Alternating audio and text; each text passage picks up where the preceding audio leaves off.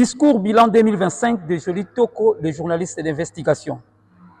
Mesdames et messieurs, permettez-moi de partager avec vous le bilan de mon engagement journalistique et citoyen pour l'année 2025.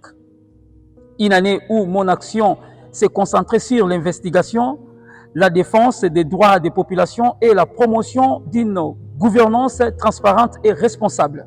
Tribune populaire et dialogue citoyen. En juillet 2025, le 12 précisément, j'ai organisé à Kimpese, dans le territoire de Songololo, une tribune populaire sur le thème « La responsabilité première de l'État, les droits d'un citoyen congolais envers l'État ». Cette tribune avait pour l'objectif de créer un espace de dialogue direct entre les citoyens et les élus provinciaux. Nous avons abordé les responsabilités de l'État et le rôle citoyen dans la construction d'une gouvernance transparente. Les participants ont pu exprimer leurs attentes et préoccupations, renforçant ainsi l'esprit critique et la participation citoyenne. En octobre 2025, le 14, j'ai organisé une autre tribune à Kimpese sur la sécurité et les infrastructures locales. La population a partagé ses inquiétudes sur la sécurité, les difficultés liées au commerce et les interruptions fréquentes d'électricité. Cette tribune a permis de faire remonter ces préoccupations directement aux autorités locales et stimuler des discussions pour des solutions concrètes. Investigation et enquête de terrain. 1.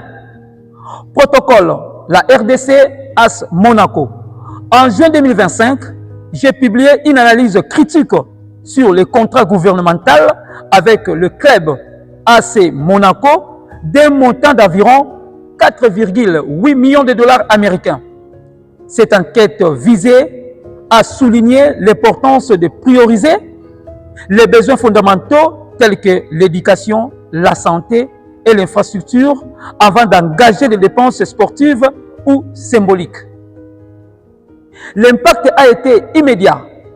C'est juste à une susciter un débat parlementaire et une attention accrue des médias sur l'utilisation responsable des fonds publics. Rétrocession financière au Congo central.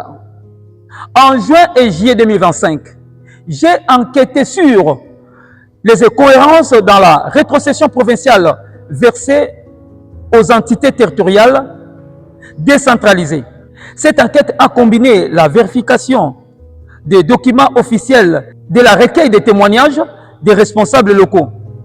Elle a permis de mettre en lumière le manque de transparence, d'inciter à un débat public sur la gestion des fonds provinciaux. Opposition au compteur après paiement. Entre mars et avril 2025, j'ai conduit une enquête sur le compteur après paiement installé par la SNEL de Kimpese et Kisantu. J'ai constaté que ce système pénalisait la population vulnérable et limitait l'accès équitable à l'électricité. Grâce à mes publications et à ma médiation, le projet a été suspendu temporairement et la question a été portée devant l'Assemblée provinciale et l'Assemblée nationale pour consultation et évaluation de l'impact social. Injustice liée aux entreprises cimentières. Durant l'été et la fin de l'année 2025, j'ai amené une investigation dans le territoire de Songololo sur les pratiques de certaines entreprises cimentières. Ces entreprises ont exploité le cœur des habitants sans compensation équitable, causé des nuisances environnementales et sociales. Sur le terrain, j'ai accueilli des témoignages précis et médiatisé ces abus, pressant les autorités et entreprises de réguler ces pratiques pour protéger les droits des communautés locales. Impact de la baisse des dollars sur les paniers ménagers.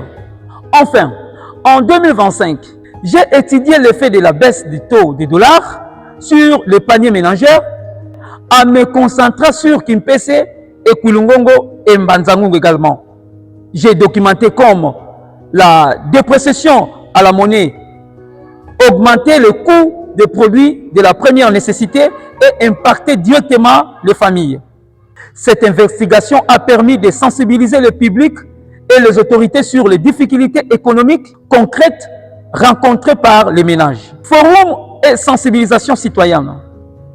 Le 7 septembre 2025, j'ai amené à Kimpese un forum sur le leadership féminin et la gouvernance inclusive.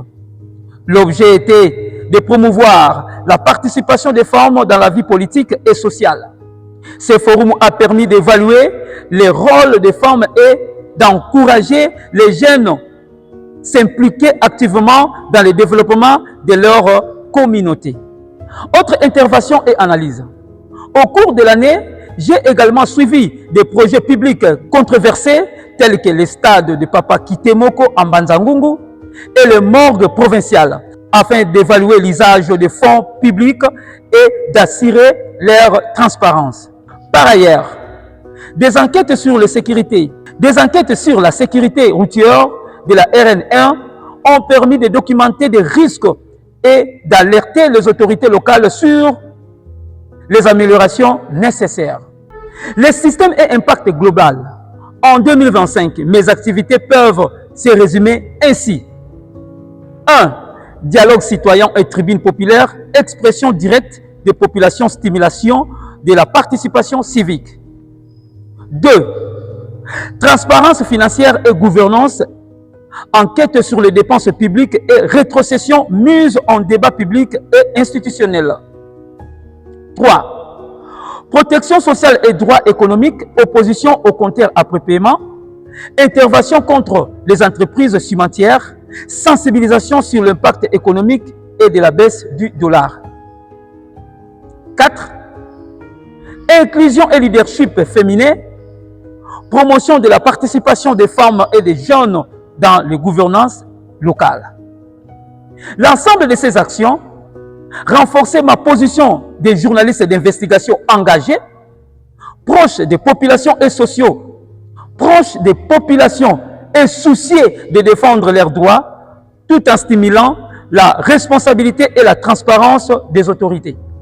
Conclusion. L'année 2025 a été riche en enquêtes, tribunes et sensibilisation. Mon action a permis de mettre en lumière les problèmes économiques, sociaux et environnementaux, de protéger les droits des citoyens et promouvoir une participation démocratique et active.